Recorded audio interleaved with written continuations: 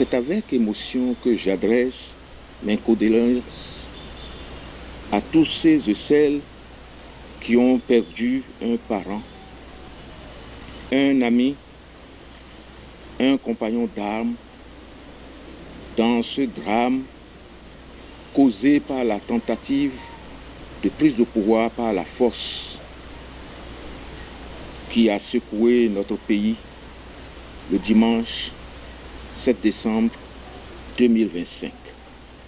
Je salue avec respect nos frères et sœurs des forces de défense et de sécurité qui ont exposé leur vie en rempart pour sauver la nation. Et que paix et lumière soient sur les âmes de ceux et celles que nous avons perdus. Je salue les Béninoises et les Béninois pour leur esprit de résilience hier et aujourd'hui.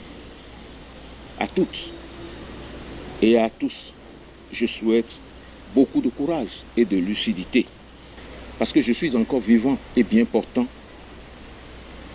j'ai le devoir de conscience de m'adresser à vous, mes compatriotes, de tous âges et conditions, en ces heures lourdes de menaces sur notre avenir commun. Chers compatriotes, jamais nulle part au monde un complot ne se prépare sur la place publique. Préparé dans l'ombre et dans le plus grand secret, j'imagine, ce putsch militaire qui a éclaté à notre face nous interpelle tous et toutes. Mais au premier chef, nos hauts dirigeants d'aujourd'hui et d'hier. En termes clairs, avec profond respect, mais aussi avec solennité, je m'adresse au président Patrice Talon et à son prédécesseur, le président Boniaï. Messieurs les présidents, à une exception unique près, le Bénin vous a donné, à vous deux, plus qu'à tout autre citoyen sur les plus de 10 millions d'âmes qui constituent notre nation. Vous le savez bien, à part la légende Kérékou, aucun autre fils du Bénin, à part vous deux, n'a eu le privilège de recevoir du peuple béninois 2 fois mandat pour conduire les destinées de notre pays. Alors, messieurs les présidents, si pendant que des putschistes tapis dans l'ombre conspirent et élaborent des plans pour déstabiliser l'État, vous, les 2 citoyens les plus investis aujourd'hui de la confiance des Béninoises et des Béninois, vous ne parvenez pas à empêcher que fuitent vos divergences, vos désaccords. Vous savez bien ce que pourraient en faire les conspirateurs de tous bords. Messieurs les présidents, devrait-on en dire plus pour que dès à présent, vous daigniez, s'il vous plaît,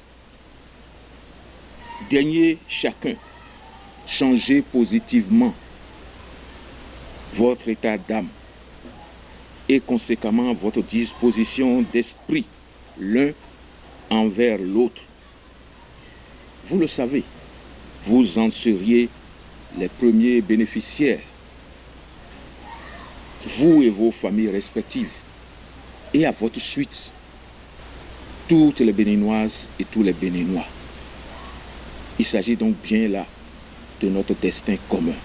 Mais bien chers compatriotes, je ne suis ni aveugle ni sourd.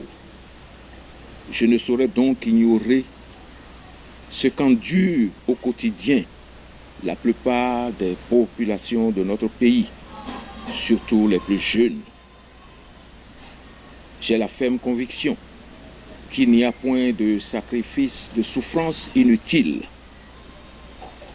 Je pense donc, comme d'autres, que ce sont là, sans nul doute, des sacrifices nécessaires pour ouvrir la porte à des lendemains meilleurs. Et nous devons absolument travailler à ce qu'il en soit ainsi. Pour ce faire, il nous faudra faire preuve de lucidité et de réalisme. Nous ne sommes pas seuls au monde. Regardons simplement autour de nous, dans notre environnement immédiat. Cela pourrait déjà nous permettre de relativiser nos difficultés, de dédramatiser notre situation. Même si certains s'estiment victimes des pires injustices, pensent autrement.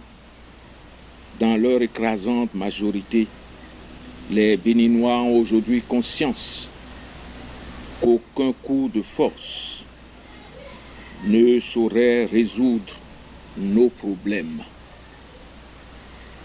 Que faire alors si ce n'est de nous évertuer chacun et chacune à rester maître de soi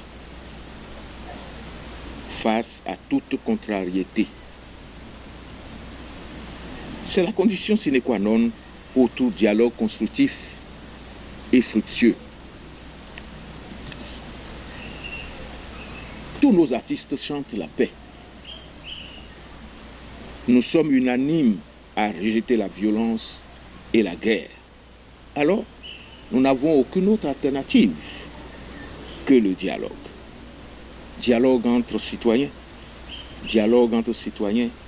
et autorités à tous les niveaux sans lesquels les efforts des citoyens n'auront que très peu d'effet.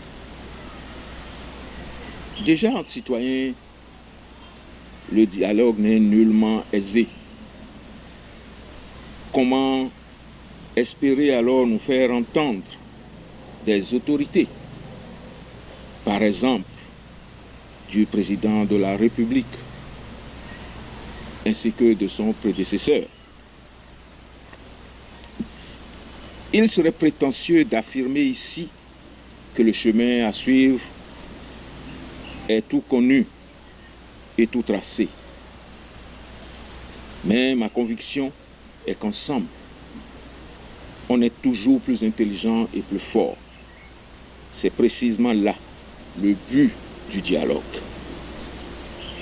Ce sont vos différentes réactions à la présente vidéo qui permettront d'esquisser la marche à suivre. La paix et le bien-être souhaités pour chacun et pour tout notre peuple méritent bien un geste de notre part.